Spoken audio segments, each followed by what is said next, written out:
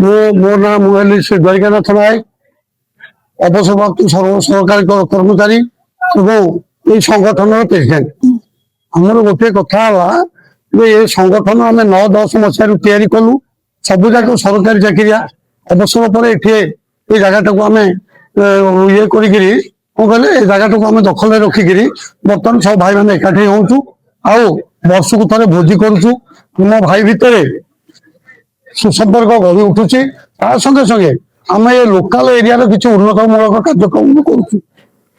ତା ଭିତରୁ ହେଲା ଗୋଟେ ଫାଣ୍ଡି କରିବା ପାଇଁ ବର୍ତ୍ତମାନ ଆମ କମିଟି ତରଫରୁ 99 ଭାଗ ଆଗେଇ ସାରିଲୁଣି, ଆଉ ଗୋଟିଏ ଭାଗ ବାକି ଅଛି, ସେଇଟା ସାରିଦେବୁ। ଦ୍ୱିତୀୟ କଥା ହେଲା ଆମର ଯୋଉ ହସ୍ପିଟାଲଟି ଅଛି ତା ଦେହରେ ଆମେ ସବୁ ଡାକ୍ତର ପୋଷ୍ଟିଂ କରେଇ ଦେଲେ ଆମର ଚିକିତ୍ସା ସୁବିଧା ଆମେ ପାଇବୁ। ସିନିୟର ସିଟିଜେନ ସମସ୍ତ ଲୋକାଲ ଲୋକ ବି ପାଇବେ। ତେଣୁ ଆମର ଯୋଉଟା ହେଲା ମୁଖ୍ୟ ଆଭିଲକ୍ଷ୍ୟ ଏବଂ ଆମ ଭିତରେ ଭାଇଚାରା ସମ୍ପୂର୍ଣ୍ଣ ସୃଷ୍ଟି କରିବା ଏବଂ ସୁସମ୍ପର୍କ ସୃଷ୍ଟି କରିବା ଆମର ଏକମାତ୍ର ଲକ୍ଷ୍ୟ। ଦେଖିବେ ଯେ ଏଇଠି ଯୋଉଟା ଆପଣଙ୍କର ରାସ୍ତାଘାଟ ହଉ ବା ବିଭିନ୍ନ ସମସ୍ୟା କଣ ରହିଛି କି ଆପଣ କିଛି ଅଛି ବହୁତ ସମସ୍ୟା ଅଛି। ଡିମାଣ୍ଡ ସାଂସଦକୁ କଣ କହିବେ? ସାଂସଦକୁ କେବଳ କହିଛୁ ଯେ ଆପଣଙ୍କର ସେଠି ଯୋଉ ଟ୍ରାଫିକ ଜଣେ ଠିଆ ହଉଛି ଆମର ଓଭର ବ୍ରିଜ ପାଖରେ ଲାଗିନା ଛକରେ, ତାକୁ ସ୍ଥାୟୀ ଭାବରେ ରଖାଯାଉ। ମାନେ ଯୋଉ ଗାଡି ଘୋଡା ହେଲାଣି ବର୍ତ୍ତମାନ ଭିତରେ ଶୁଖି ହେଲାଣି, ସେଇଟା ଗୋଟେ କରାଯାଉ। ଟାଉନ ବସ୍ ଚାଲିବା ପାଇଁ ମଧ୍ୟ ଆମେ ପ୍ରପୋଜାଲ ଦେଲୁ। ଆମର ବରମୁଣ୍ଡା ଡୁମୁଡୁମାରୁ ବରମୁଣ୍ଡା ଦେଇକିରି ବସ୍ ଷ୍ଟାଣ୍ଡ ଦେଇକି ଯୁଆଡେ ଯାଉଛି ଯାଉ, କିନ୍ତୁ ଗୋଟେ ବରମୁଣ୍ଡା କ୍ରସ କରିବା ଭଳିଆ ଗୋଟେ ଟାଉନ ବସ୍ ଆମର ଦରକାର। ନାଇଁ, ବଡ ଖୁସିର ଦିନ ଆମେ ଯୋଉଦିନ ଯାଇଥିଲୁ ଆମର ସାଂସଦ ମହାଶୟଙ୍କୁ ଅନୁରୋଧ କରିବା ଲାଗି ଆମର ରିଟାର୍ଡ ଏମ୍ପ୍ଲୟିଜ୍ ଆସୋସିଏସନ ଆନୁଆଲ ଫଙ୍କସନରେ ଯୋଗ ଦେବା ଲାଗି, ସେ ଯାହା ହଉ ଆମକୁ ଅତି ଖୁସି ଲାଗିଲା। ସେ ଆମକୁ ମାନେ ଜବାବ ଦେଇଥିଲେ ମୁଁ ଯାହା ବି ହେଇଯାଉ ମୁଁ ଯେମିତି ହେଲେ 12ଟା ବେଳେ ପହଞ୍ଚିବି, 12ଟାରୁ 12:30 ଭିତରେ। ଏବଂ ସେ ତାଙ୍କ ଟାଇମରେ ଏତେ ପର୍ଟିକୁଲାର, ଠିକ 12:30 ଭିତରେ ଆସି ଏଠି ପହଞ୍ଚିଛନ୍ତି। ଆମର ଏ ଯୋଉ ରିଟାର୍ଡ ଏମ୍ପ୍ଲୟିଜ୍ ଆମେ ବି ଚେଷ୍ଟା କରିଥିଲୁ ଆମର ଯୋଉମାନେ ପ୍ରାୟ ସଭ୍ୟ ଏଠାରେ ଉପସ୍ଥିତ ରହି ମ୍ୟାଡମକୁ ସାଂସଦ ମ୍ୟାଡମକୁ ଅଭ୍ୟର୍ଥନା ଦେବେ, ତାଙ୍କୁ ମାନେ ଇଏ କରିବେ, ତାଙ୍କ ସଭାରେ ଉପସ୍ଥିତ ରହିବେ। ଆଉ ସେ ଆମର ଅନୁରୋଧ ରକ୍ଷା କରିବେ। ଆପଣ ମାନେ ଦେଖୁଛନ୍ତି ଯେ କେତିକି ଲୋକ ପ୍ରାୟ ଅଧିକାଂଶ ସଭ୍ୟ ଆମର ରିଟାର୍ଡ ଏମ୍ପ୍ଲୟିଜ୍ ଆସୋସିଏସନ ଆଜି ଆସି ଯୋଗଦାନ ଦେଇଛନ୍ତି ଏବଂ ସେଥିପ୍ରତି ମୁଁ ସମସ୍ତଙ୍କୁ ସେ ଧନ୍ୟବାଦ ଦଉଛି। ଏବଂ ଆମର ମ୍ୟାଡମ ଆମେ ଯାହା ଆଶା କରିଥିଲୁ ମ୍ୟାଡମ ଆସି ପହଞ୍ଚିବେ ଏବଂ ଅନୁଷ୍ଠାନ ଯୋଉ ଏଇ ଗୋଟିଏ ଅନୁଷ୍ଠାନ ଏଇ ଅଞ୍ଚଳରେ ଯୋଉଠାରେ ଆମର ଏଇ ଯୋଉ ରିଟାର୍ଡ ଏମ୍ପ୍ଲୟିଜ୍ ଲୋକମାନେ ଆସି ବସା ଉଠା କରନ୍ତି, ତାଙ୍କର ଭାବ ନାବ ଆଦାନ ପ୍ରଦାନ କରନ୍ତି, ଖେଳିବା ଲାଗି ସୁଯୋଗ ପାଆନ୍ତି ଏବଂ ଆମୋଦ ପ୍ରମୋଦର ପାଇଁ ଏଠି ସୁଯୋଗ ପାଆନ୍ତି। ସେଥିପାଇଁ ତାଙ୍କର ଯାହା ଡିମାଣ୍ଡ ଥିଲା, ଆମେ ଯୋଉ ଡିମାଣ୍ଡ କରିଥିଲୁ ଆମର ଗୋଟେ ଏଠି ନିହାତି ଲାଇବ୍ରେରୀଟେ ଦରକାର, ଯୋଉମାନେ ଟିକେ ବହି ଭାଇ ପଢିବା ଲାଗି ବସିବା ଲାଗି ଇଏ କରିବେ ଏବଂ ପୁରୁଣା ଘରଟାକୁ ରିପେୟାର କରିବା ନିହାତି ଆବଶ୍ୟକ ଅଛି। ଯାହା ହଉ ସାଂସଦ ମ୍ୟାଡମଙ୍କୁ ଅଶେଷ ଧନ୍ୟବାଦ। ସେ ତାଙ୍କ ତରଫରୁ ଆଜି ତାଙ୍କ ଫଣ୍ଡରୁ 5 ଲକ୍ଷ ଟଙ୍କା ଦେବେ ବୋଲି ଆଜି ଏଠି ଘୋଷଣା କରି ଯାଇଛନ୍ତି।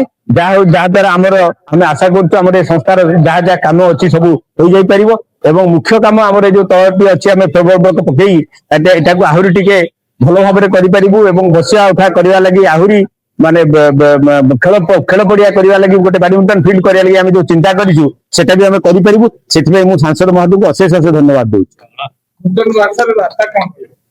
ନୂତନ ବର୍ଷର ବାର୍ତ୍ତା ଏଇଆ ଯେ ଭଗବାନ ମହାପ୍ରଭୁ ଶ୍ରୀ ଜଗନ୍ନାଥ ସମସ୍ତଙ୍କର ମଙ୍ଗଳ କରନ୍ତୁ ଏବଂ ଆମର ଏଠି ଯୋଉ ଯୋଗଦାନ କରିଥିଲେ ଯୋଉ ବୟୋଜ୍ୟେଷ୍ଠ ଲୋକମାନେ, ଯୋଉମାନେ କି ସମସ୍ତେ ଆଜି ବୟସର ଅପରାହ୍ନରେ ପହଞ୍ଚିଛନ୍ତି, ସମସ୍ତଙ୍କର ଦେହ ସ୍ୱାସ୍ଥ୍ୟ ଭଲ ରଖନ୍ତୁ, ଭଗବାନ ସମସ୍ତଙ୍କର ମଙ୍ଗଳ କରନ୍ତୁ, ସମସ୍ତେ ଶାନ୍ତିରେ ବାସ କରନ୍ତୁ ଏବଂ ତାଙ୍କର ପାରିବାରିକ ସୁଖ ବଜାୟ ରହୁ, ଏହା ହିଁ ମୋର ପ୍ରଭୁଙ୍କ ପାଖରେ ନିବେଦନ। ଯାହା ହଉ ଆମେ ଯୋଉ ନିମନ୍ତ୍ରଣ କରିଥିଲୁ ସେ ଆମର ନିମନ୍ତ୍ରଣ ରକ୍ଷା କରି ଆମ ଗଣରେ ଆଜି ଉପସ୍ଥିତ ଥିଲେ। ଏଠି ଏଇ ତାଙ୍କର ଉପସ୍ଥିତି ଆମର ସମସ୍ତ ଯୋଉ ରିଟାୟାର୍ଡ ଆସୋସିଏସନର ସମସ୍ତ ଭାଇ ଭଉଣୀ ମାନଙ୍କ ମଧ୍ୟରେ ବହୁତ ଆନନ୍ଦ ଦେଇଥିଲା।